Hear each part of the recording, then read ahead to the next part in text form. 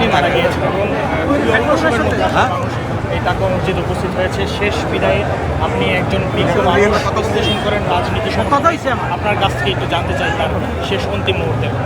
তোফায়েল আহমেদকে আমাদের মাঠের রাজনীতি দিনে যেভাবে আমরা সক্রিয় দেখেছি সাংবাদিক হিসাবে, সেই দৃষ্টিকোণ থেকে আমরা বলতে পারি যে উনি বাংলাদেশের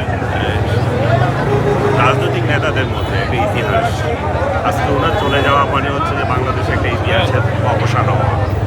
বাংলাদেশের স্বাধীনতা যুদ্ধ বলেন, ৭৯ গণ আন্দোলন বলেন, বাংলাদেশের যে কোনো রাজনৈতিক ইতিহাসে একটা কিংবদন্তি হিসাবে উনি ছিলেন এবং উনি আগামী দিনেও ওনার কর্মের মাধ্যমে বেঁচে থাকবেন বলে আমরা আশা করি।